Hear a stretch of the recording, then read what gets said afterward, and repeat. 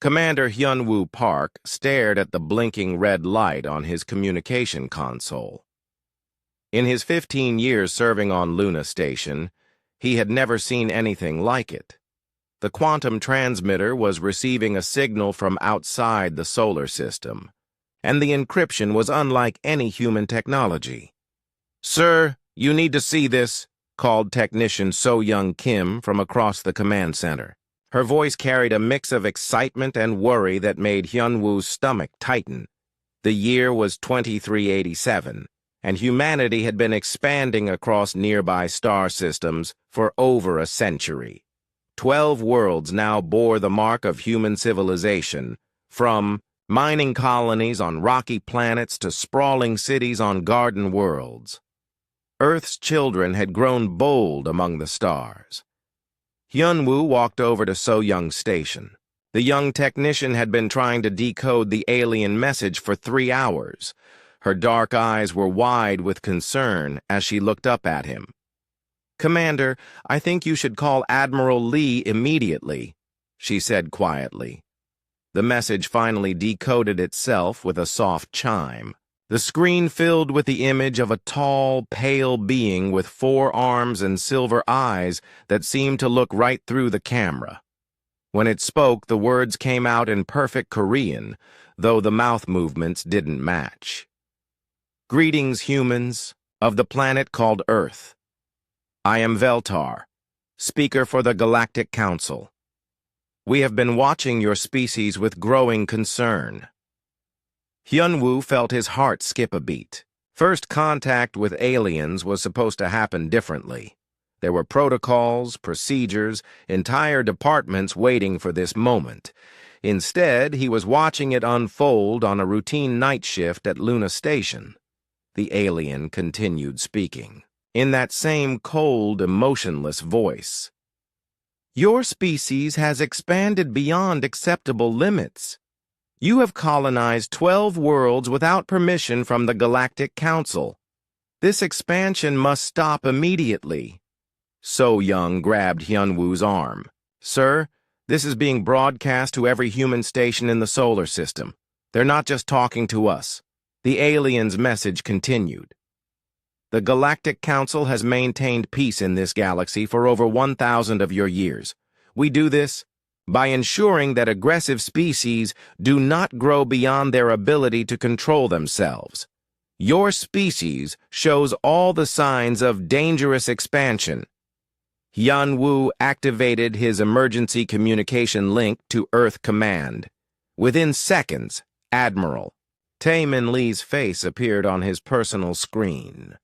The Admiral looked like he had just woken up, but his eyes were sharp and alert. "Commander Park, please tell me you're seeing this broadcast," Admiral Lee said without any greeting. "Yes, sir. The entire lunar defense grid is picking it up. This alien, Veltar, seems to be broadcasting to all human settlements on the main screen." The alien's ultimatum continued. "You have 30 standard days to withdraw all human presence from worlds beyond your birth system. Any colonies, mining operations, or military installations must be abandoned. Failure to comply will result in corrective action." Admiral Lee's face darkened. Corrective action. That sounds like a threat. The alien seemed to read their thoughts. "Do not mistake this for negotiation. 17 species before you have received similar warnings. Those who complied were allowed to continue existing within their home systems. Those who refused were corrected." Hyun-woo felt a chill run down his spine. The casual way the alien said corrected made it sound like erasing a mistake on paper, not ending entire civilizations. "The Council has studied your species extensively," Veltar continued. "You show patterns of aggression, rapid technological advancement, and expansion that we have seen before. Your military tactics are unconventional. This makes you potentially dangerous to galactic stability." So-Young whispered, "They've been watching us. For how long?" The alien answered as if it had heard her. "We have observed your species since you first achieved interstellar flight. Your expansion rate exceeds safe parameters by 300%. Your technological development is occurring too rapidly for proper social maturity. Most concerning, your military philosophy emphasizes adaptability over adherence to established doctrine." Admiral Lee spoke through the communication link. "Commander, I want every word of this recorded and analyzed. Dr. Young-Sik Choi from the Xenobiology Department is on his way to Luna Station. He needs to see this immediately." The broadcast was reaching its end.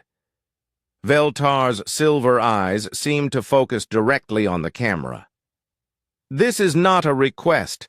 This is not a negotiation. This is a final warning. You have 30 days to comply with Galactic Council directives.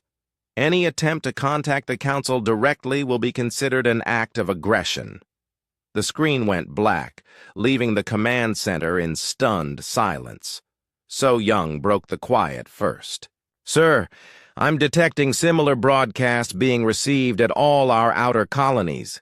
Every human settlement got this message." Hyun-woo nodded grimly. "They wanted to make sure everyone heard it. No room for misunderstanding." Within an hour, Dr. Young-Sik Choi arrived at Luna Station along with a team of analysts. The elderly scientist had spent his entire career studying the possibility of alien contact. Now, faced with the reality, he looked both excited and terrified. "This changes everything," Dr. Choi said as he reviewed the transmission data. "They've been watching us for over a century. They know our military capabilities, our expansion patterns, probably our weaknesses, too." Admiral Lee joined them via hologram from Earth Command. Behind him, Hyun-woo could see other officers moving with urgent purpose. The entire human military apparatus was waking up to this new reality. "What do we know about this Galactic Council?" Admiral Lee asked. Dr. Choi pulled up his analysis on the main screen. "Based on Veltar's statements, there's some kind of governing body that's been controlling galactic expansion for 1,000 years. They've apparently corrected 17 other species. The implications are terrifying." "Corrected how?" Hyun-woo asked, though he suspected he didn't want to know the answer. "Unknown, but given the context, it likely means destroyed or severely limited. They seem to follow a pattern. Warn the species, give them a chance to comply, then take action against those who refuse." Admiral Lee leaned forward. "What's their assessment of our military capabilities?" "They specifically mentioned our unconventional tactics and adaptability over doctrine. That suggests they've studied our military history. They know how humans fight." So Young looked up from her console. "Sir, I'm picking up chatter from the outer colonies. The message has reached all 12 worlds. Colonial governments are requesting immediate communication with Earth Command. The weight of the situation settled over everyone in the room. Humanity had spent over a century expanding among the stars, building new worlds, pushing the boundaries of what was possible. Now they were being told to retreat, to abandon everything they had built, or face the consequences." Admiral Lee's voice cut through their thoughts. "Gentlemen, Dr. Choi, Technician Kim, I want you to understand something. In 30 minutes, I'm briefing President Min-ho Choi and the United Earth government on this situation. What I tell them will determine how humanity responds to this ultimatum." Paused, looking each of them in the eye through the hologram. "The question is simple. Do we bow to alien threats, or do we stand firm? Do we abandon our colonies and our people, or do we prepare to defend what we've built?" Hyun-woo felt something stir in his chest. It was the same feeling he'd had when he first saw Earth from space, when he realized how far humanity had come from its small blue world. It was pride, determination, and perhaps a touch of defiance. "Admiral," he said quietly. "With respect, sir, humans don't bow." Admiral Lee smiled for the first time since the broadcast began. "No, Commander, we don't." The transmission from the Galactic Council had been meant as a warning. Instead, it had awakened something in humanity that the aliens clearly didn't understand. The next 30 days would determine whether that awakening would save the human race or doom it. President Min-Ho Choi sat at the head of the Emergency Council table, his face grave as the holographic displays showed all 12 human colonies. Representatives from every world appeared as shimmering blue projections, their expressions ranging from anger to fear to grim determination. It had been 6 hours since the Galactic Council's ultimatum. 6 hours for the reality to sink in that humanity was no longer alone in the universe, and their new neighbors wanted them gone. "The message was clear," said Ambassador Yunji Yang, her voice steady despite the circumstances.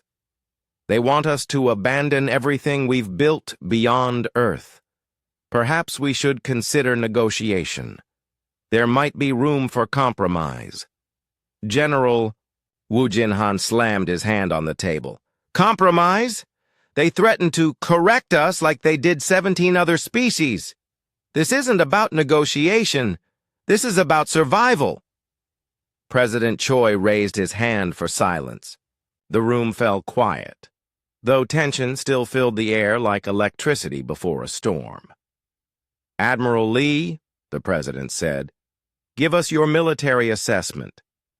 Admiral Taemin Lee stood and activated the central hologram. It showed the 12 human colonies, their defensive capabilities, and estimated threat levels. "Mr. President, our military strength is significant but untested against alien technology. We have 43 warships across all colonies, including 12 heavy cruisers. Our ground forces number approximately 2 million across all worlds." He paused, looking around the room. "However, we have advantages the Galactic Council may not expect. Our ship designs are modular and adaptable. Our tactics emphasize flexibility over rigid doctrine. Most importantly, we've been developing certain projects that weren't included in our public military assessments." Governor Su Bin Lim of Kepler 442b spoke up from her hologram. "Admiral, what kind of projects?" General Han smiled grimly. "Tell them about Prometheus, Admiral." Admiral Lee nodded. "Project Prometheus has been developing distributed defense networks for the past 15 years. Each colony now has hidden defensive installations, automated systems, and rapid response capabilities that don't appear on any official records." Dr. Young-Sik Choi, who had been analyzing the alien transmission, looked up from his tablet. "The Galactic Council mentioned studying our expansion and military capabilities. But if they've been watching us for a century, they might know about these hidden defenses." "That's possible," Admiral Lee admitted, "but they also said our tactics are unconventional. That suggests they don't fully understand how humans fight. Most species probably follow predictable military doctrines. We don't." Captain Ji-Hoon Kang, commander of the starship New Seoul, spoke from his position near Mars. "Sir, what about their technology? This Veltar transmitted across the entire solar system simultaneously. That's beyond our current capabilities." "Their technology is clearly advanced," Admiral Lee replied. "But advanced doesn't mean invincible. History is full of examples where superior technology lost to superior tactics and determination." Ambassador Yang leaned forward. "Mr. President, I still believe we should attempt diplomatic contact. Perhaps if we explain our position, show them we're not the threat they believe us to be." They said any attempt to contact them would be considered aggression. interrupted Colonel Heijin Song from the asteroid mining stations. They don't want to talk. They want us to obey. President Choi had been listening silently, weighing every word. Now he spoke, his voice carrying the authority of his office and the weight of humanity's future.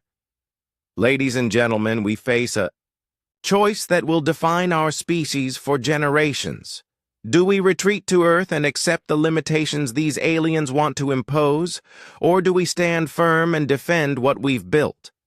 Governor Dong-hyun Yoon of the agricultural world New Busan spoke. Up, Mr. President, if we fight and lose, we lose everything. If we comply, we at least survive. Do we? Asked Dr. Choi. They've corrected 17 other species. We don't know what that means, but I doubt those species are thriving in their home systems.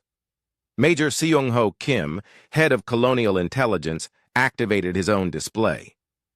I've been analyzing the language patterns in their transmission. The word corrected appears 17 times. Each instance shows slight variations in tone and emphasis.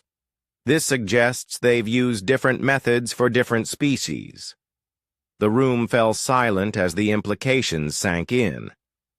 President Choi stood slowly. General Han, what's our realistic chance of survival if we fight? General Han looked directly at the president. Unknown, sir. We've never faced alien technology, but I can tell you this. Humans have never backed down from a fight when our survival was at stake. Our ancestors fought against impossible odds and won. We're still here. Captain Kang's voice came through the communicator. Mr. President, I have a message prepared for the Galactic Council. It's short and to the point. What does it say, Captain? Come and take it. A murmur of approval went around the room. The phrase had deep meaning in human history, spoken by defenders who chose death over surrender. Ambassador Yang shook her head. That's essentially a declaration of war against a civilization that's been ruling the galaxy for 1,000 years. No, said President Choi firmly. That's a declaration that humanity won't be ruled. He looked around the room at each face, both physical and holographic.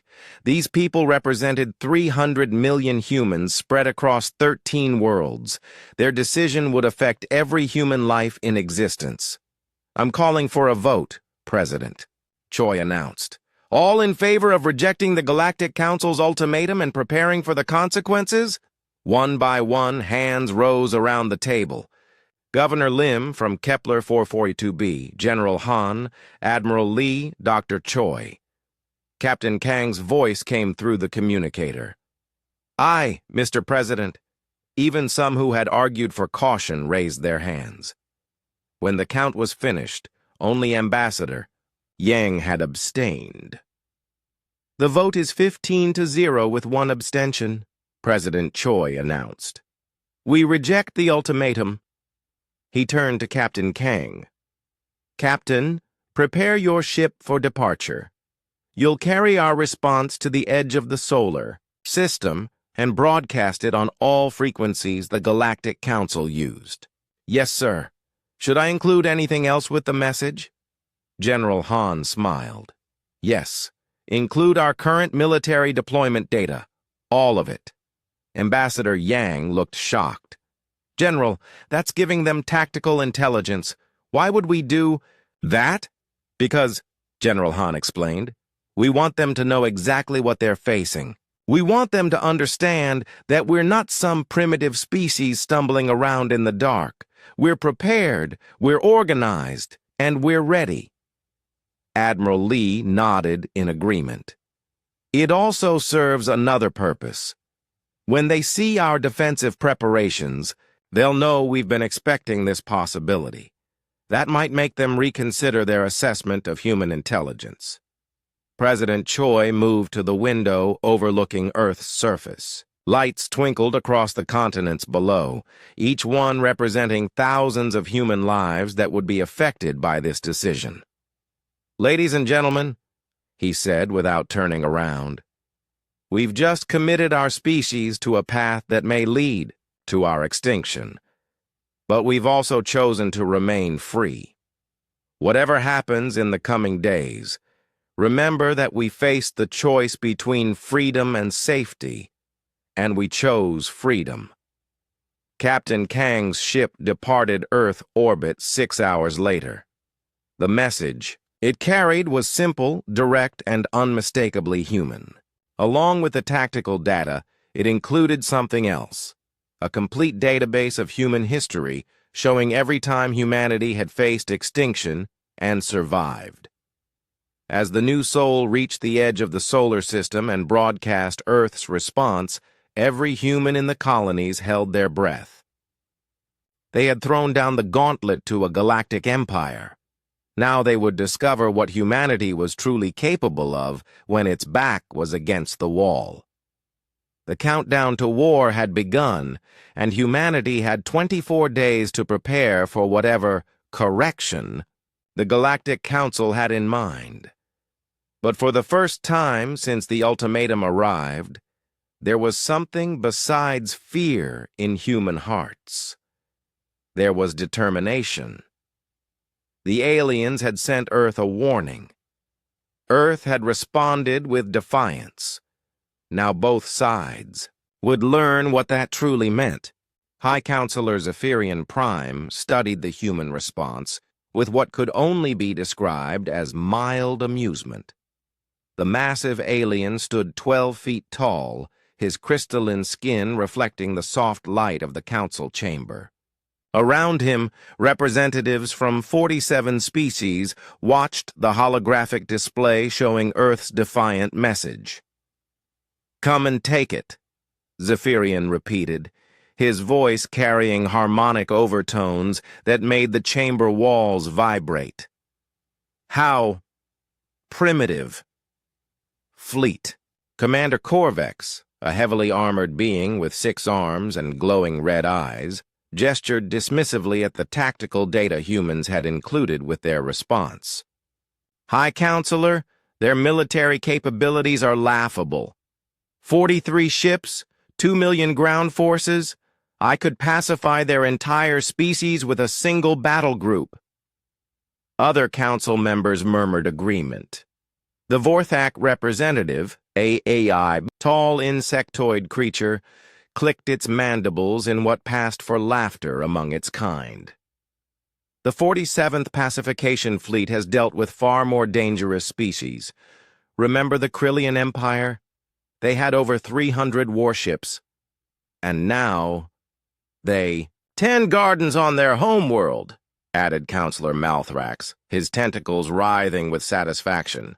"The humans will learn, as all species learn, that resistance to the Council is futile." Zephyrian Prime activated the tactical display showing human colony locations. 12 worlds glowed like tiny sparks against the darkness of space. "Fleet." Commander Corvex, you've handled similar corrections before. What's your assessment? Corvex studied the data with professional interest. "Standard pattern, High Counselor. We'll begin with their agricultural world, Kepler 442b. Destroying food production typically triggers immediate surrender. If they persist, we eliminate their mining colonies to cripple their economy. Most species capitulate after losing 2 or 3 worlds. How long do you estimate this correction will take? 6 days, perhaps 7, if they're particularly stubborn. The 47th Fleet has never required more than 2 weeks to complete a pacification. These humans appear to follow typical aggressive expansion patterns. Once they see our true capabilities, they'll submit." What the Galactic Council didn't understand was that they had never encountered a species quite like humanity in their 1,000 years of dominance. They had faced many aggressive races, many technologically advanced civilizations, many stubborn defenders. But they had never faced a species that combined all these traits with something uniquely human: the absolute refusal to accept defeat. As the Council planned their assault, human engineers worked around the clock across 12 worlds. Chief Engineer Dong-Hyun Yoon stood in the underground command center on Kepler 442b, watching his teams make final adjustments to Project Prometheus. "Status report," he called out, wiping sweat from his forehead. Lieutenant Hae-won Jeon looked up from her console. "All defensive grids are online, sir. Stealth mines are deployed in the expected approach vectors. Fighter squadrons are fueled and ready." Major Seung-ho Kim approached with a tablet full of data. "Sir, the AI tactical systems are performing beyond expectations. Response time is now 0.0003 seconds faster than human reflexes. If the aliens use standard fleet formations, our computers will identify weaknesses before their commanders realize they exist." Dong-Hyun nodded grimly. "Good. But remember, we're not just defending this world. We're making a statement. When the galactic community sees what humans are capable of, everything changes." The Galactic Council's assessment of human capabilities was based on standard military doctrine used throughout the galaxy. Ship-to-ship combat followed established patterns. Ground warfare used predictable tactics. Defense strategies were rigid and formal. Humans had studied galactic military history through captured alien databases and intercepted communications. They learned that most species fought the same way their ancestors had fought 1,000 years ago. Tradition and protocol were more important than innovation. Commander Korvex reviewed his battle plan one final time as the 47th Pacification Fleet prepared to depart. The force consisted of 42 heavy cruisers, 16 dreadnoughts, and over 200 support vessels. It was enough firepower to reduce a planet to ash. "Standard pacification formation," he ordered his subordinates. "Approach Vector Alpha 7. Demand surrender, then demonstrate superior firepower. These humans will see reason once they understand their position." His tactical officer, a slug-like creature named Borthak, expressed concern. "Commander, their tactical data shows unusual ship configurations.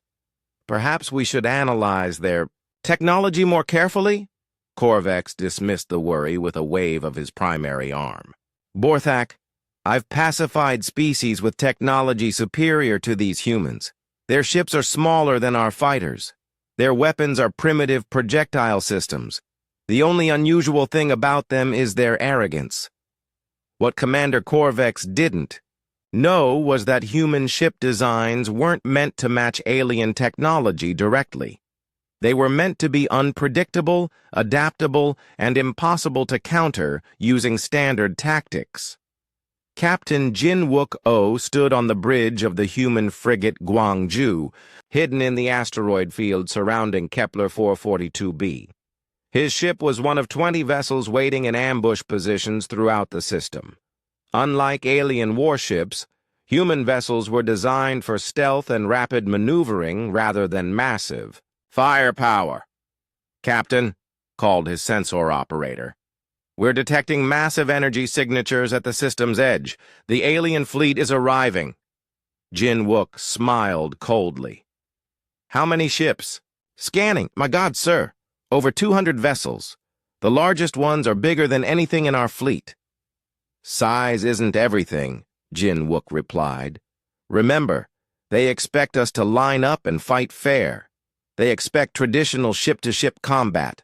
They expect us to follow the rules." His weapons officer looked nervous. "Sir, what if we can't win?" Jin-Wook turned to face his young crew. Most of them had never seen combat, let alone battle against alien invaders. But their eyes held determination. that he recognized from every human conflict throughout history. Winning isn't about having the biggest ships or the most powerful weapons, he said quietly. It's about wanting freedom more than your enemy wants to take it away. The aliens think they know how humans fight because they've watched us. But they've never fought us. The 47th Pacification Fleet emerged from hyperspace in perfect formation. Their ships arranged themselves in the traditional Council attack pattern, heavy vessels in the center, lighter ships forming protective screens, support vessels maintaining safe distances. Commander Korvex transmitted the standard demand for surrender, expecting immediate compliance or token resistance, followed by quick capitulation. Instead, he received a response that would be remembered throughout galactic history. Governor Yan-Su Park's voice came through clearly on all frequencies. This is Governor Park of Kepler 442b. You are not welcome in human space. Withdraw immediately, or face the consequences. Korvex laughed, a sound that rumbled through his ship's bridge. Consequences? From 43 primitive vessels? He turned to his tactical officer. Begin the demonstration. Destroy their orbital platforms. As the alien fleet moved into attack formation, they had no idea they were walking into the most sophisticated defensive network ever created by human ingenuity. Every asteroid had been mapped. Every approach vector had been analyzed. Every possible tactic had been prepared for. The aliens expected a traditional space battle. Instead, they were about to discover what happened when human creativity met alien arrogance. The war that would reshape the galaxy was about to begin, and the Galactic Council had just made their first fatal mistake. They thought they understood humanity. They were about to learn how wrong they were. The 47th Pacification Fleet approached Kepler 442b in perfect formation, their massive ships blocking out stars as they moved toward the human agricultural world. Commander Korvex watched from his flagship's bridge as the planet grew larger on the main screen. Below them, fields of grain and vast farming complexes stretched across continents. Standard pacification protocol, Korvex ordered. Target their orbital stations first. Once they see their defenses crumble, they'll surrender. What the alien commander didn't know was that Governor Yan-Su Park had spent the last 3 weeks preparing for this moment. The evacuation of civilians was complete, with transport ships carrying families to hidden shelters in the planet's mountainous regions. Only military personnel and essential volunteers remained. Captain Jin Wook. Waited in the asteroid field, his frigate Guangzhou running silent among the rocks. Around him, 19 other human ships held position, their engines cold and weapons powered down to avoid detection. They had been waiting for 6 hours, watching the alien fleet approach their world. Contact in 30 minutes, whispered his sensor operator, Ensign Bora Shin. They're moving exactly as our intelligence predicted. Jinwook nodded. The Galactic Council had used the same tactics for 1,000 years. Their formations never changed. Their approach vectors were predictable, and their commanders followed. Doctrine instead of adapting to circumstances. All ships, this is Guangzhou. Jinwook transmitted on the encrypted human frequency. Remember the plan. Let them commit to their attack pattern before we reveal ourselves. Target their support vessels first, then withdraw to secondary positions. The alien fleet reached the planet's orbital defense perimeter. Commander Korvex expected to see traditional space stations and defensive platforms. Instead, his sensors detected nothing but empty space and a few small communication satellites. Where are their defenses? Asked his tactical officer Borthak. Hidden, perhaps, Korvex replied dismissively. Some species attempt to conceal their military installations, begin scanning for cloaked structures. As the alien scanners swept the orbital zone, they triggered the first surprise humans had prepared. Hidden among what appeared to be communications, satellites were proximity sensors that immediately transmitted the fleet's exact position and formation to every human ship in the system.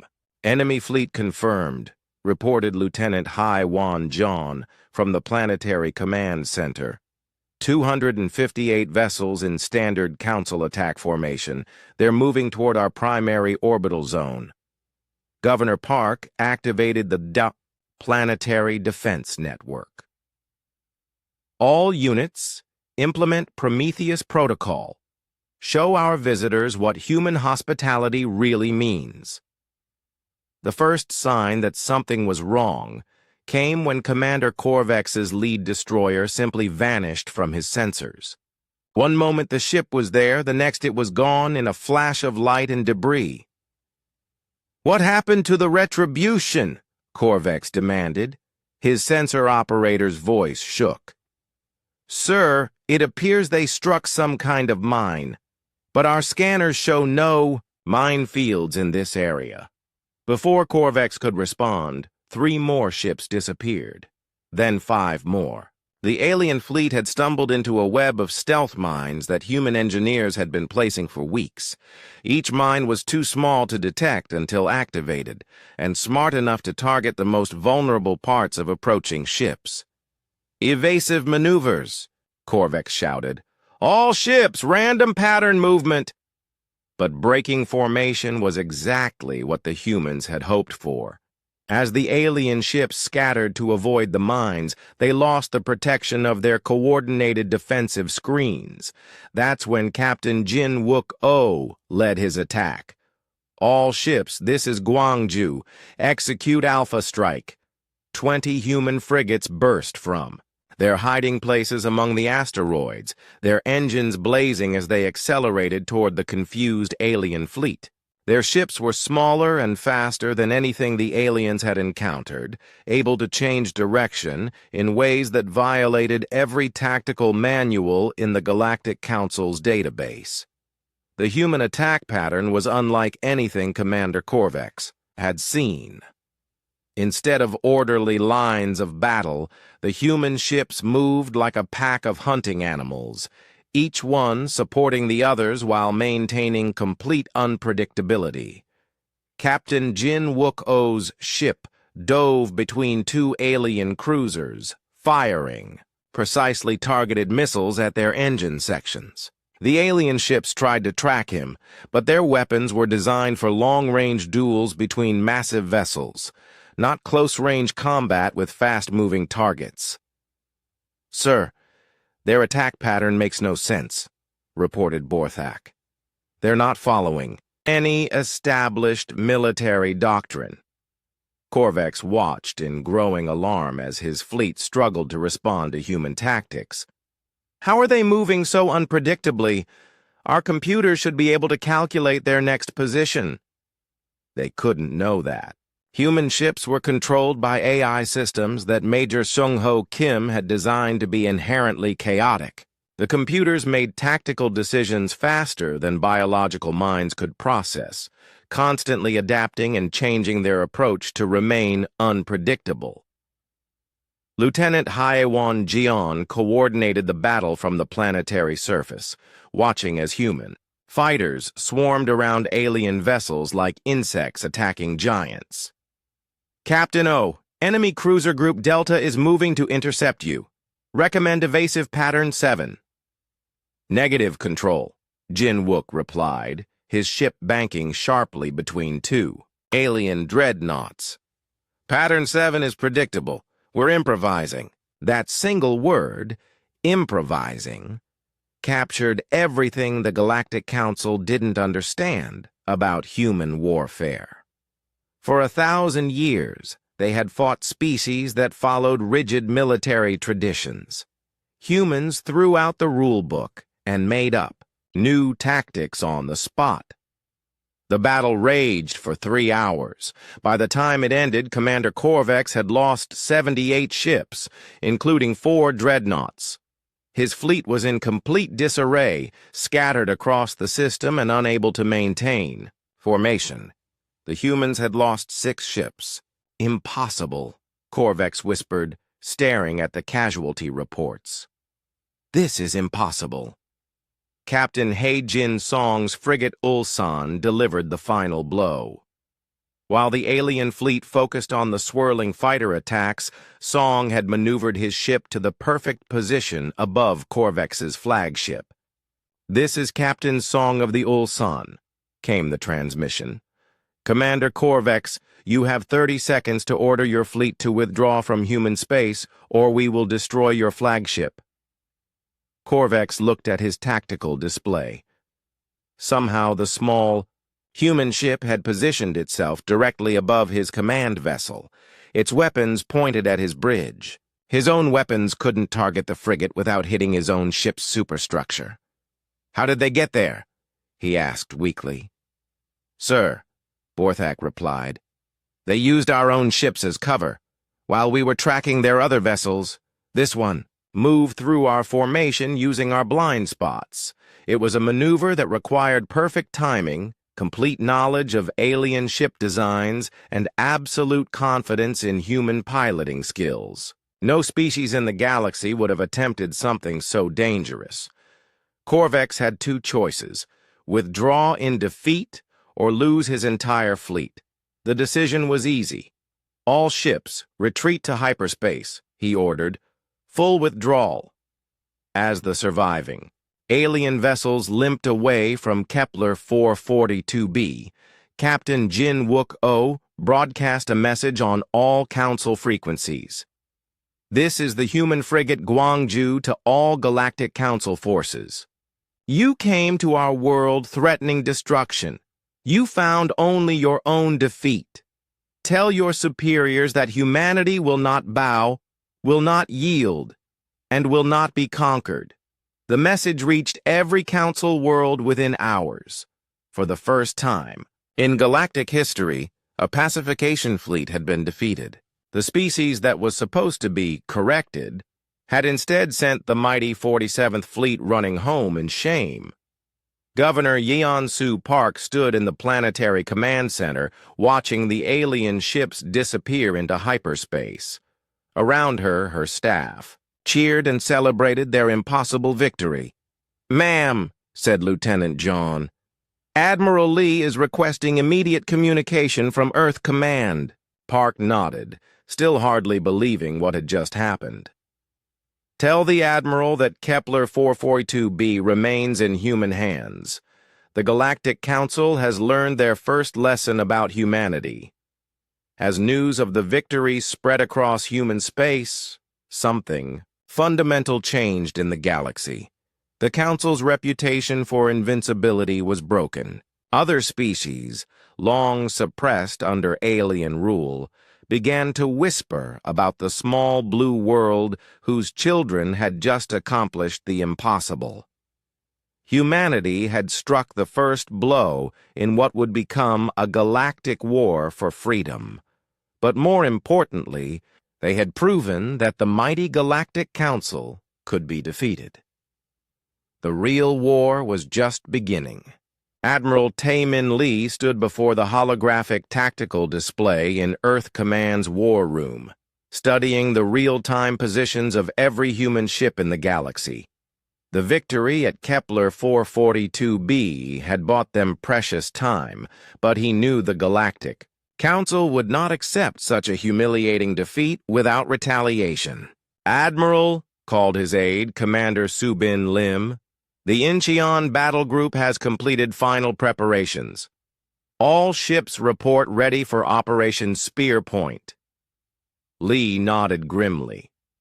While the Council licked their wounds from the Kepler defeat, he had been planning humanity's next move.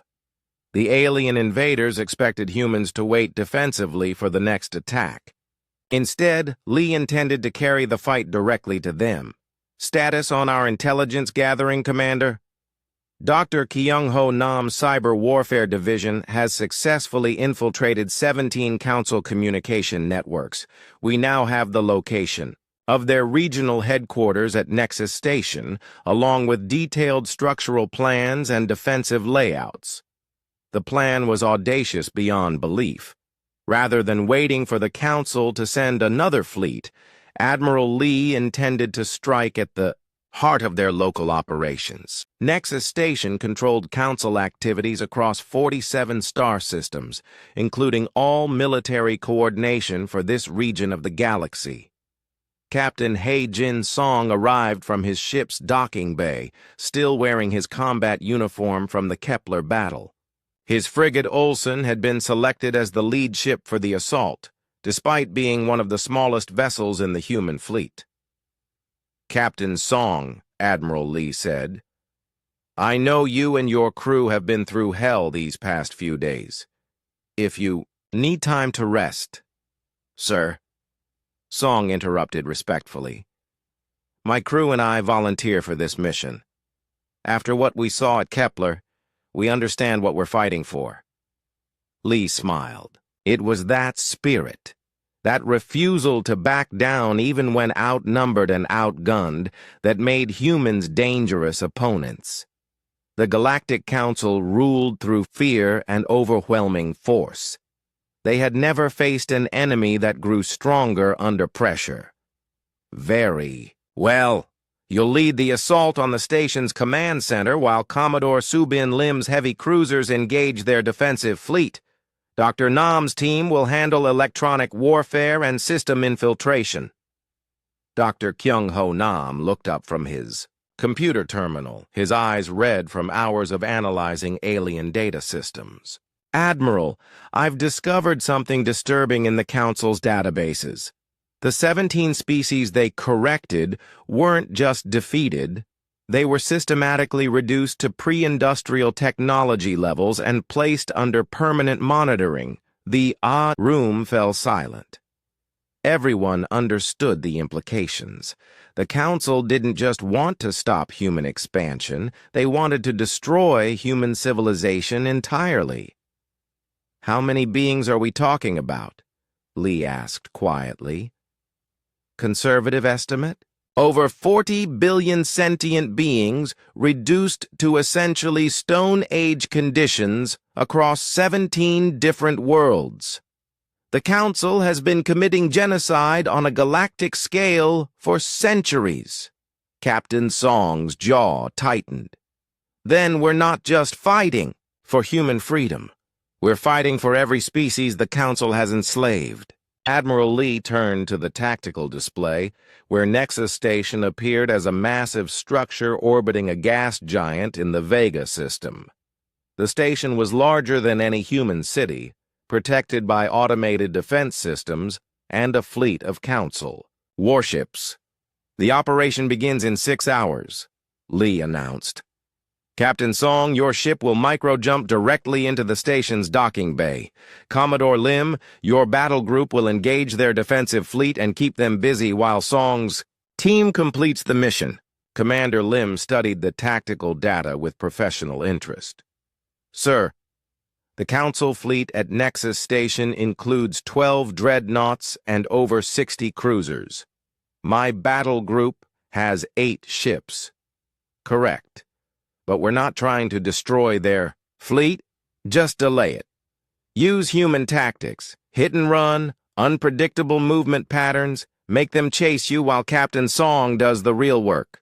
The plan relied on everything humanity had learned about Council military doctrine. Their commanders followed rigid protocols and couldn't adapt quickly to changing circumstances. Human flexibility would be the key to success. 6 hours later, the Incheon battle group dropped out of hyperspace at the edge of the Vega system. Admiral Lee watched from his flagship as the massive bulk of Nexus Station appeared on their screens, surrounded by a defensive fleet that outgunned them 10-1. "All ships, this is Admiral Lee. Today we show the galaxy that tyranny can be challenged. Today we strike back." Commodore Lim's heavy cruiser Sol began the attack, launching missiles at the outermost Council patrol ships.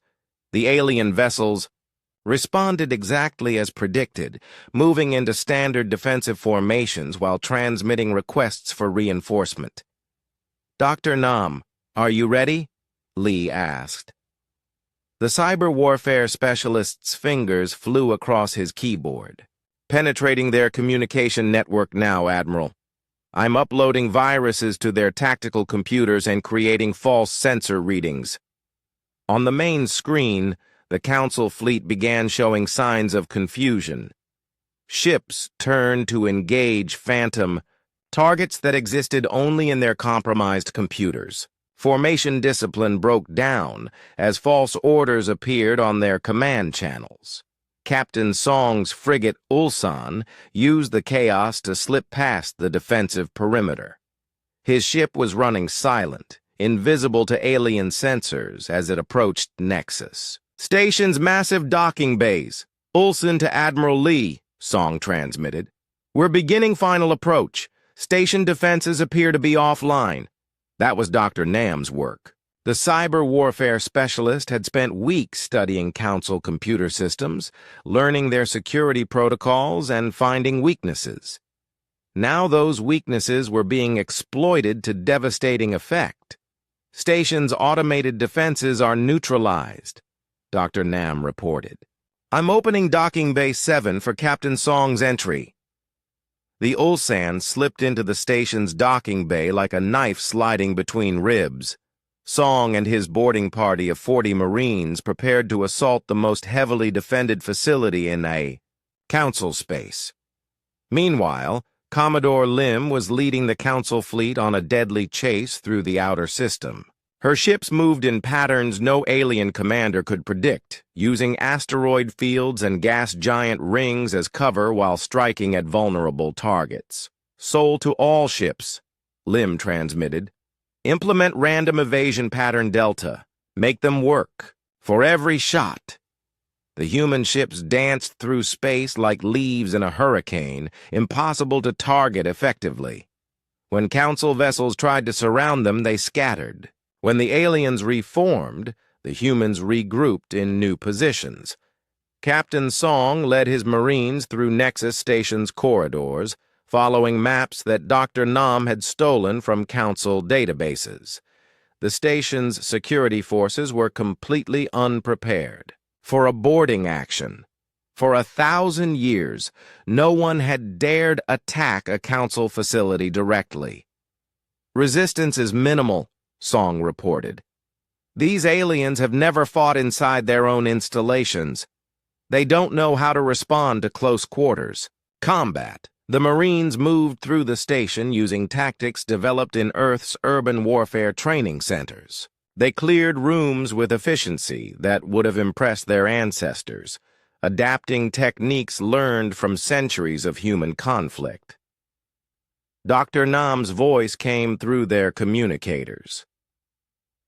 "Captain, I'm detecting massive data storage facilities, 3 levels above your position. That's where they'll keep records of the corrected species." Song smiled grimly. "Marines, new objective. We're going data mining." The assault on the command center was swift and brutal.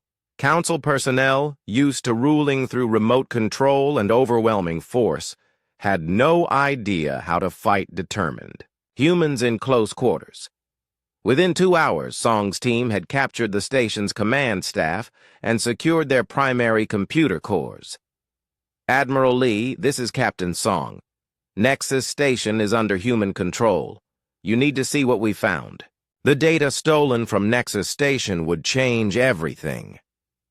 Dr. Nam's team uncovered detailed records of every species the Council had corrected, including the locations of refugee populations and resistance groups that had been hiding for centuries. More importantly, they found something that would shake the galaxy to its core, proof that the Council's rule was based on lies. Many of the species they claimed to protect were actually enslaved. The galactic peace they boasted about was built on the systematic oppression of hundreds of billions of beings. Dr. Nam, Admiral Lee said as he reviewed the data, "How quickly can we broadcast this information to every inhabited system in the galaxy? Using the station's communication array? Immediately, sir.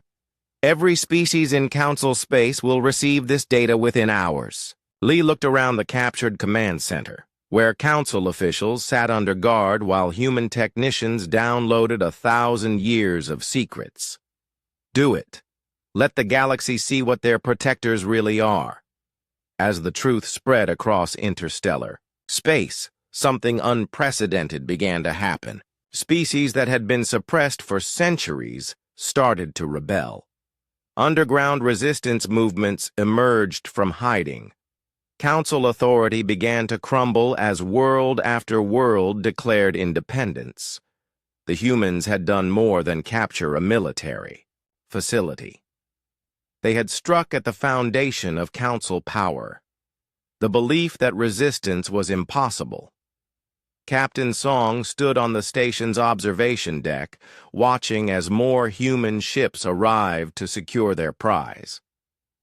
"Admiral," he said, "I think we've just started a galactic revolution." Dr. Young-Sik Choi stared at the incoming transmissions flooding Earth's communication networks. In the 3 days since Admiral Lee's capture of Nexus Station, over 200 alien civilizations had attempted to contact humanity. The galaxy was waking up, and it was angry. "Dr. Choi," called his assistant, Diplomatic Corps Officer Bo-Ra Shin, "we're receiving another priority transmission. This one's from someone calling themselves the Zephyrian Liberation Front." Choi rubbed his tired eyes. He had been Earth's leading expert on alien contact theory for 30 years, but nothing had prepared him for this. The data stolen from Nexus Station had revealed the existence of dozens of resistance movements across the galaxy. Groups that had been fighting Council oppression for centuries.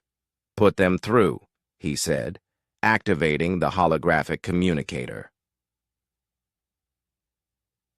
The image that appeared was startling. The being looked similar to Veltar, the Council representative who had delivered the original ultimatum, but this one's crystalline skin was scarred and cracked. When it spoke, its voice carried pain and determination in equal measure. "Greetings, humans of Earth.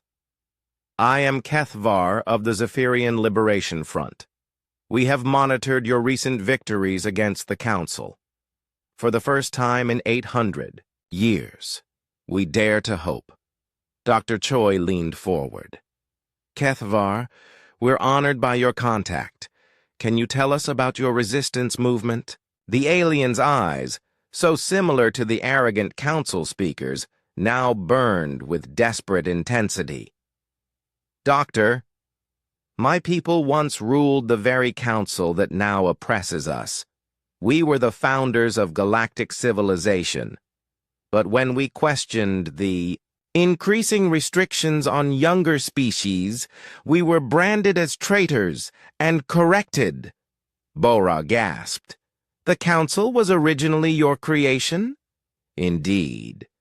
We believed in cooperation between species, in shared knowledge and mutual growth. The current Council perverted our vision into a tool of oppression. For 8 centuries, we have fought from the shadows, waiting for someone with the power to challenge them openly." Dr. Choi activated his recording systems. This conversation would reshape humanity's understanding of galactic history. "What happened to the other resistance movements? Our data shows at least 40 different groups." Kethvar's form flickered as his transmission strengthened. "Hidden across the galaxy, Doctor, the Krillian Empire survivors maintain secret bases in asteroid fields. The Vorthak Rebellion controls several uninhabited star systems. The Malthrax Underground has been sabotaging Council operations for 3 centuries. Each name represented a civilization that had once challenged Council authority and paid the price. But instead of accepting defeat, they had gone underground, maintaining their identity and their hope for eventual freedom. Kethvar, Dr. Choi said carefully. What are you proposing? Alliance, Doctor. Your species has accomplished what we thought impossible. Open victory against Council forces. If humanity will share its military knowledge, we can coordinate a galaxy-wide uprising. Meanwhile, on the captured Nexus station, General Wu Jin Han was having a similar conversation with representatives from the Krillian resistance. The insectoid beings, once rulers of a vast interstellar empire, now lived on hidden worlds and mobile fleets. General Han, clicked Warrior Prime Jektoth, your tactics at Kepler 442b were unprecedented. Our military analysts have studied the battle recordings. Such unpredictability should be impossible. Han smiled. Warrior Prime, human military, doctrine is based on a simple principle.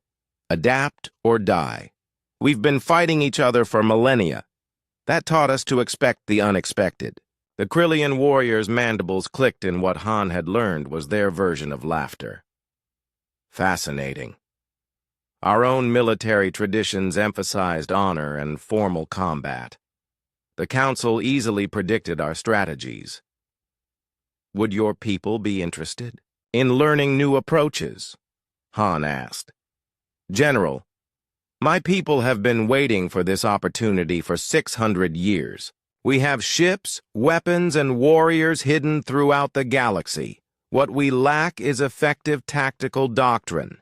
It was the same story everywhere. Species after species had maintained secret resistance movements, preserving their technology and military capabilities while waiting for the right moment to strike. Humanity's victories had provided that moment.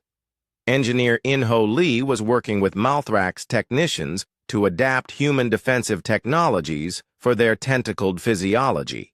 The Malthraks had been one of the galaxy's most advanced civilizations before their correction, and their hidden bases contained technological marvels. Engineer Lee, gurgled Chief Technician Blorthax, your stealth mine technology is remarkably efficient. Our own efforts focused on massive defensive installations. Your approach is elegant. In-Ho nodded as he watched Malthrak's engineers modify human designs for their own ships. The key is making them small enough to deploy quickly, but smart enough to target weak points. Size isn't always an advantage. Within weeks, human military advisors were training resistance fighters across the galaxy. Captain Heijin Song led a team teaching close-quarters combat to Vorthak rebels. The massive plant-like beings had never considered fighting inside their own ships, but they proved surprisingly adaptable to human boarding tactics. Remember, Song instructed his unusual students, in close quarters, size can be a disadvantage. Use your environment. Make the enemy come to you on your terms. The Vorthak warriors, who communicated through chemical sense rather than sound, released pheromones that Song's translator identified as excitement and determination. They were eager to take the fight directly to their oppressors. Dr. Kyung-ho, Nam found himself at the center of the galaxy's largest intelligence operation. Resistance groups had been gathering information on Council activities for centuries, but they had never shared it effectively. Human communication networks changed that. Dr. Nam, transmitted Kethvar from a hidden Zephyrian base, we're uploading our complete surveillance data on Council fleet movements. Cross-reference this with Krillian intelligence on supply lines and Malthrak's data on communication protocols. The resulting intelligence picture was staggering. The Galactic Council, seemingly invincible for a millennium, was actually stretched, thin across their vast territory. Their military forces were designed to intimidate rather than fight sustained campaigns. Most importantly, their authority depended on the belief that resistance was hopeless. "Ladies and gentlemen," Dr. Nam announced, "at the daily briefing on Nexus Station, the Council isn't as strong as they appear. They control through fear and overwhelming initial force. But in a prolonged conflict, they're vulnerable." Admiral Lee studied the strategic analysis with growing excitement. "How many species are ready to join active resistance?" 37. "Have committed to coordinated action," Dr. Nam replied. "Another 60 are providing intelligence and supply support. The Zephyrian Liberation Front has agreed to serve as overall coordination center." Bo-Ra Shin looked up from her diplomatic console. "Admiral, I'm receiving reports from across the galaxy. Council forces are being attacked on dozens of worlds simultaneously. This isn't just resistance anymore. It's a full-scale rebellion." The reports flooded in throughout the day. Krillian strike forces had destroyed 3 Council supply depots. Malthrak saboteurs had crippled the Council's primary communication relay station. Vorthak warriors had liberated an entire star system that had been under occupation for 2 centuries. But the most significant victory came from the Zephyrians themselves.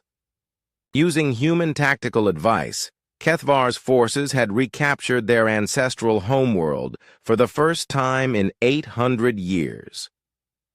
"Dr. Choi," came Kethvar's transmission, his scarred features now showing something that looked like hope. "The Council's garrison fled without fighting. They expected traditional Zephyrian tactics, formal challenges, and honorable combat. Instead, we used human-style surprise attacks and asymmetric warfare." General Han watched the tactical displays showing rebel victories across 47 star systems. In 3 weeks, humanity had gone from a threatened species to the catalyst for the largest uprising in galactic history. "General," asked his aide, "what do we do now? The Council will have to respond to this." Han smiled grimly. "Now we see what they're really made of. For 1,000 years, they've ruled through fear. But fear only works if your enemies believe you're invincible.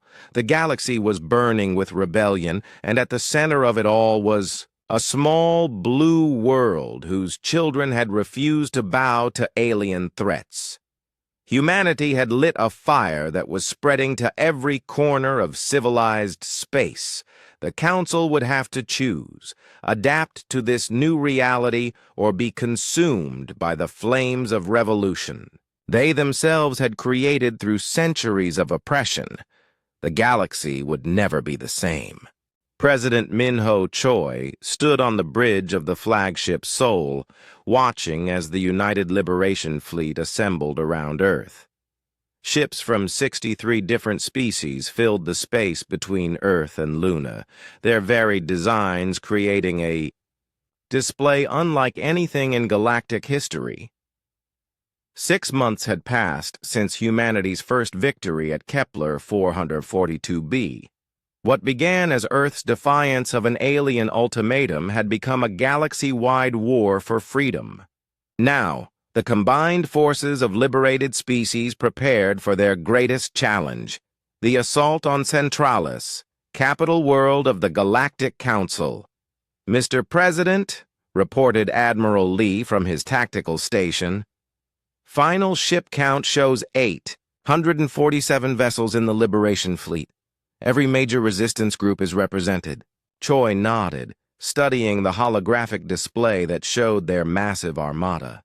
Sleek human frigates flew alongside massive Krillian battle cruisers. Malthrak's bioships pulsed with organic weapons systems. Zephyrian crystal vessels gleamed like jewels among the metal hulls of a dozen other species. "Any word from our advanced scouts?" Choi asked. Commander Jae-Sung Kim's face appeared on the communication screen. His stealth frigate Busan had been monitoring the Centralis system for 2 weeks. "Mr. President, the Council has assembled their entire reserve fleet. We're looking at over 1,200 vessels defending the capital." The numbers were daunting, but the Liberation Fleet had advantages that no Council strategist could have predicted. Unlike the rigid military doctrines that had dominated galactic warfare for millennia, the Alliance combined dozens of different fighting styles and technologies. Captain Sujin Park commanded a mixed squadron that perfectly illustrated this new approach to warfare. Her human destroyer worked in coordination with Vorthak heavy cruisers and Krillian fighters, each species contributing their unique strengths to the combined unit. Captain Park transmitted Warrior Prime Jektoth from his insectoid battlecruiser. "Our sensors detect Council patrol formations moving to intercept. They're using standard defensive patterns." "Copy that, Warrior Prime," Park replied. "All ships implement Adaptive Formation 7. Let's show them what cooperation looks like." The mixed squadron moved toward Centralis like a living organism, each ship type supporting the others in ways that Council tacticians couldn't comprehend. Human vessels provided electronic warfare and rapid maneuvering. Krillian ships delivered devastating firepower. Vorthak cruisers used their biological weapons to disrupt enemy systems. High Counselor Zephyrian Prime watched the approaching Liberation Fleet from his command center on Centralis. The massive crystal being had ruled the galaxy for 3 centuries, but now his empire was crumbling around him. "Military Coordinator Malthrax," he commanded, his harmonic voice carrying undertones of desperation. "Deploy all available forces. This rebellion ends here." Malthrax, a tentacled being whose own species had joined the liberation forces, struggled with divided loyalties. Half of his people fought for the Council, the other half for freedom. "High Counselor, our defensive formations are in place. But I must warn you, these rebels are using tactics we've never encountered. They are primitives with stolen technology," Zephyrian Prime replied dismissively. "Deploy the orbital defense platforms. Show them the true power of the Council." What the High Counselor didn't understand was that the Liberation Fleet wasn't just using human tactics. Each species had adapted human principles of flexibility and innovation to their own military traditions, creating something entirely new. FAO. Siege of Centralis began with a move that no Council strategist expected. Instead of attacking the heavily defended orbital installations, the Liberation Fleet scattered throughout the system, targeting supply lines and communication relays. General Wu Jin-han coordinated the complex operation from the command ship, Incheon. "All task forces, remember the objective. We're not trying to destroy their fleet. We're cutting off their ability to coordinate and resupply." Dozens of smaller battles erupted across the Centralis system. Human stealth ships disabled Council communication satellites. Zephyrian crystal vessels used their advanced sensors to guide precision strikes against supply depots. Malthrax bioships released clouds of organic nanomachines that corrupted Council computer systems. The Council's defensive strategy collapsed within hours. Their rigid command structure couldn't adapt to attacks coming from every direction simultaneously. When their communications failed, individual ship commanders had to make decisions without coordination from higher authority. Counselor Malthrax reported a panicked bridge officer. "We're receiving conflicting orders from multiple command centers. Fleet coordination has broken down." Military Coordinator Malthrax stared at his tactical displays in growing alarm. The humans and their allies weren't just winning individual battles. They were systematically dismantling the Council's ability to function as a unified force. Commander Kim's stealth frigate slipped through the chaos surrounding Centralis, heading for the planet's surface. His mission was critical. Capture High, Counselor Zephyrian Prime, and the Council's leadership before they could escape. "Busan to Liberation Command," Kim transmitted. "Approaching planetary atmosphere. Council evacuation ships are attempting to launch from the capital city." "Negative, Commander," replied Admiral Lee. "Those ships are not to reach orbit. The Council leadership ends their tyranny here."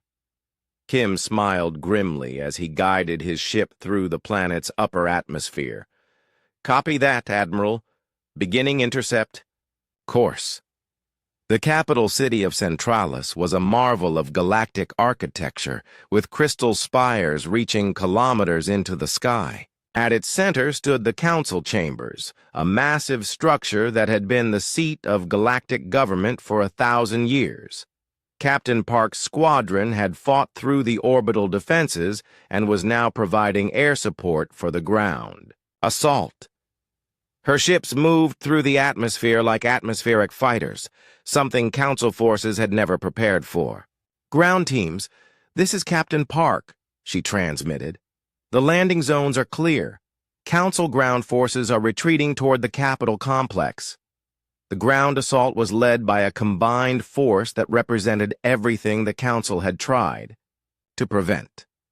Human Marines fought alongside Krillian warriors, Zephyrian crystal smiths, and Malthrak's bio-soldiers. Each species brought their own combat techniques, creating a fighting force unlike anything in galactic history.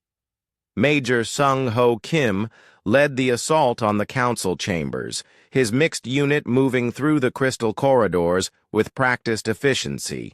The Council's guards, trained for ceremonial duty rather than real combat, offered minimal resistance. "Control, this is Major Kim. We're approaching the main chamber, detecting multiple life signs inside." "Copy, Major. Remember, we need the Council. Leadership alive. They have to answer for their crimes." The doors to the Council chamber opened to reveal a sight that would be remembered throughout galactic history. High Counselor Zephyrian Prime stood at the center of the vast room, surrounded by representatives from 47 species who had chosen to remain loyal to the Council. "Major Kim," Zephyrian Prime said, his voice carrying the same arrogant tones that had characterized Council authority for centuries. "You are making a grave mistake. The Council maintains order in this galaxy. Without us, there will be chaos." Kim raised his weapon, but it was Kethvar who spoke. The scarred Zephyrian resistance leader had joined the assault team, determined to personally confront the being who had destroyed his people. "Cousin," Kethvar said sadly, "you betrayed everything our people once stood for. The Council was meant to foster cooperation, not enforce subjugation." Zephyrian Prime's crystalline features twisted with rage. "You sided with primitives against your own kind. These humans will destroy everything we built." "No," said a new voice. President Choi entered the chamber, flanked by Admiral Lee and representatives from 30 different liberated species. "We're going to build something better." The surrender was swift and complete. Council forces throughout the system laid down their weapons when they learned their leadership had been captured. The 1,000-year galactic order ended not with a massive battle, but with exhausted tyrants facing the judgment of those they had oppressed. President Choi stood before the captured Council, his words being broadcast to every inhabited world in the galaxy. "The age of forced compliance is over. The galaxy will be governed by cooperation, not coercion. Each species will determine its own destiny, free from the fear of correction." High Counselor Zephyrian Prime glared at the human leader with undisguised hatred. "You have no idea what you've unleashed. There are threats beyond this galaxy that only unified authority can face." Admiral Lee stepped forward. "Then we'll face them together, as free beings choosing to cooperate rather than slaves forced to obey." As news of the Council's defeat spread across the galaxy, celebrations erupted on hundreds of worlds. Species that had lived under oppression for centuries suddenly found themselves free to determine their own futures. But in the depths of space, monitoring stations detected something that would soon test the new galactic alliance. Signals were coming from beyond the galaxy's edge, suggesting that Zephyrian Prime's final warning might not have been empty bluster. The Liberation Fleet had won the war against tyranny, but their greatest challenge still lay ahead. The Galax.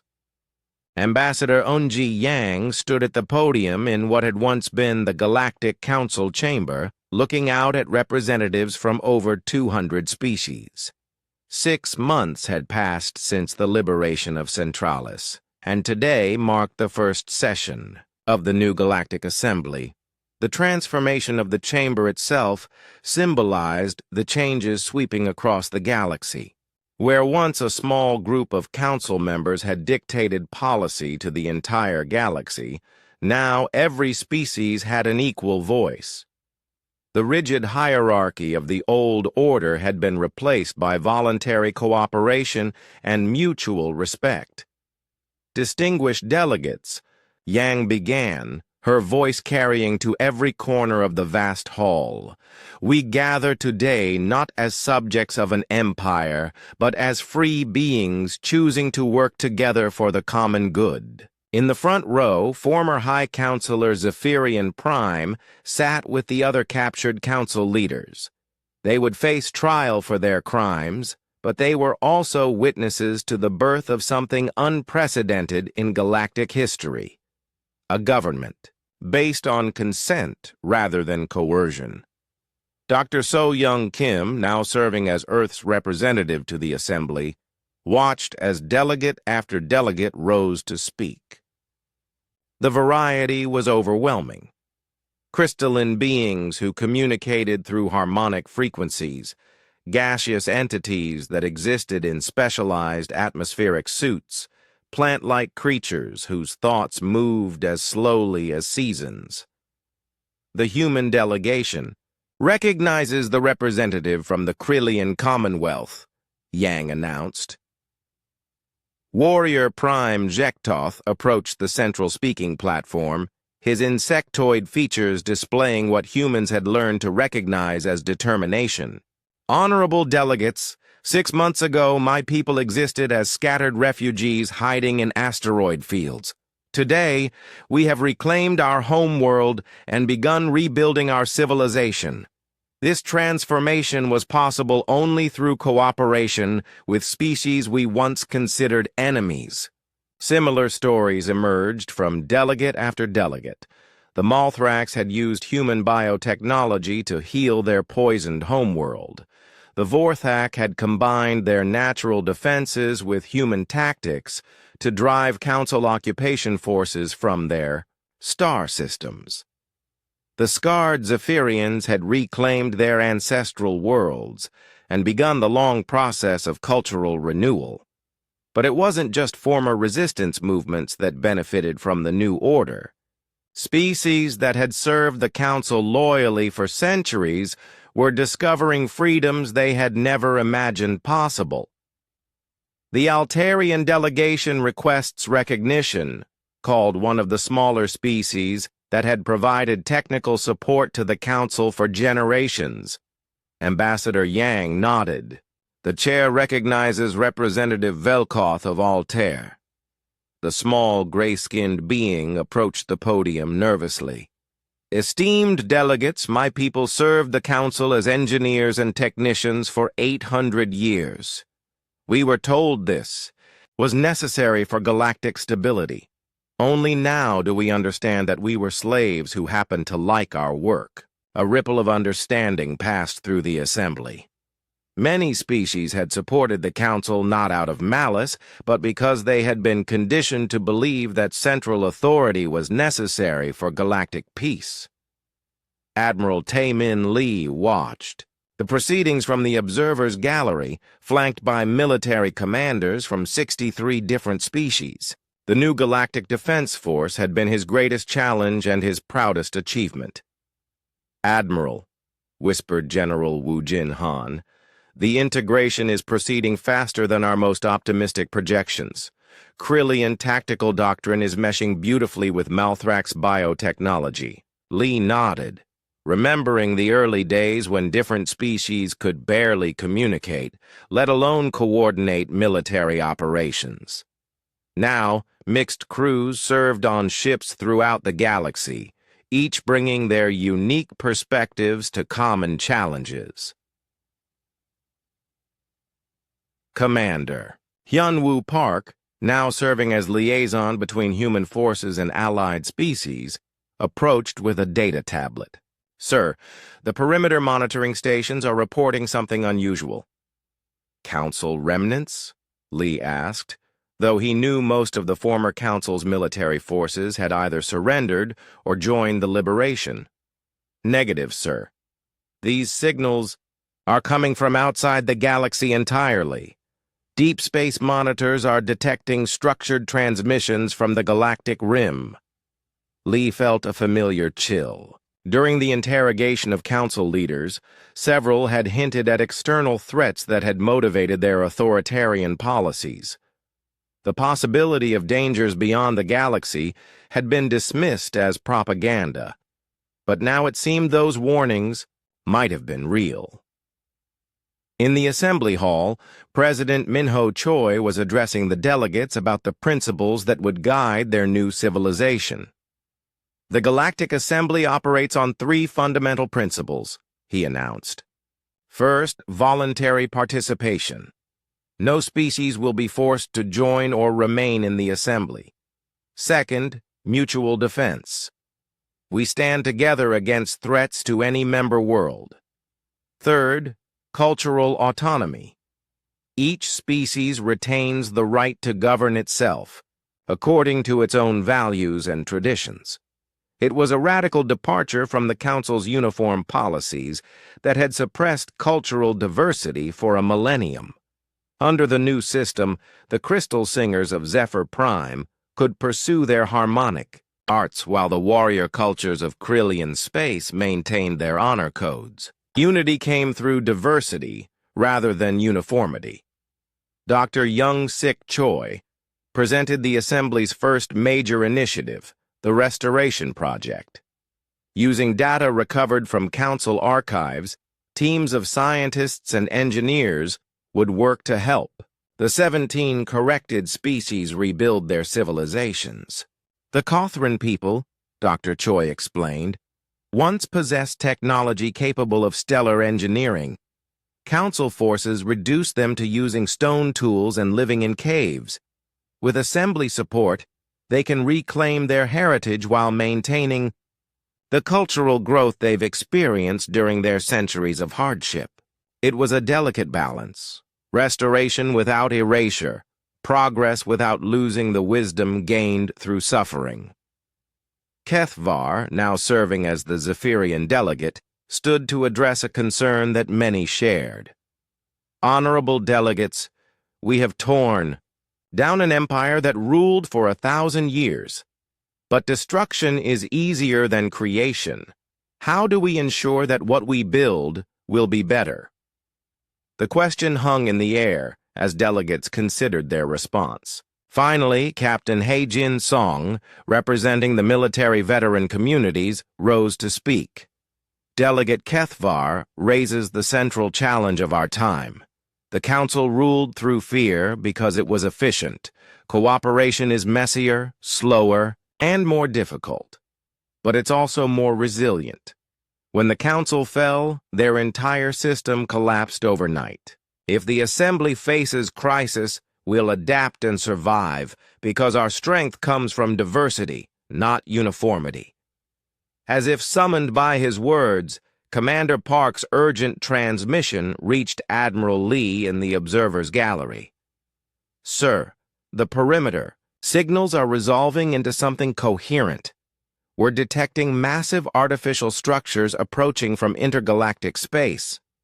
Lee quietly left the gallery and made his way to the communication center.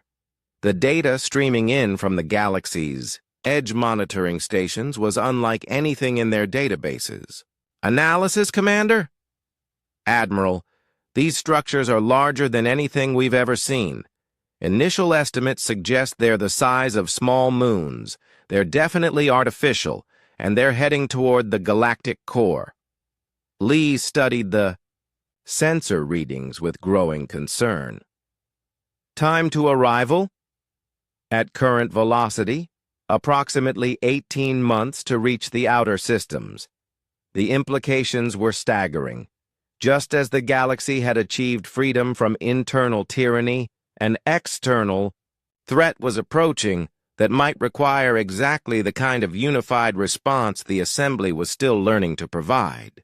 "Commander, prepare a priority briefing for the Assembly leadership and contact Dr. So-Young Kim. We need to know everything the Council records say about threats from outside the galaxy."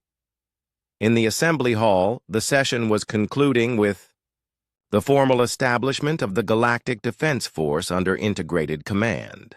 Species that had fought each other for centuries were now pledging to defend each other against all threats. Ambassador Yang delivered the closing statement that would define their new era. "We have proven that beings can choose cooperation over coercion, that freedom is stronger than fear, and that diversity creates strength rather than weakness. Whatever challenges we face in the future, we will face them together as free beings united by choice, not subjects controlled by force." The applause that followed echoed through the chamber in dozens of different ways. Harmonic resonance from crystalline species, chemical releases from plant-based delegates, rhythmic clicking from insectoid representatives. It was a symphony of freedom that had never been heard before in galactic history. But even as the delegates celebrated their achievements, Admiral Lee was meeting with President Choi and the Assembly leadership in a secure briefing room. The holographic display showed the approaching structures from intergalactic space, their massive forms dwarfing anything in the galactic fleet. "Mr. President," Lee said grimly, "it appears the Council's warnings about external threats weren't entirely propaganda. We're facing something that makes their former empire look insignificant, Doctor." So, young Kim had been analyzing the Council's classified archives for hours. The records are fragmentary, but they reference something called the Harbingers. Apparently, the Council encountered them once before, about 1,500 years ago. What happened?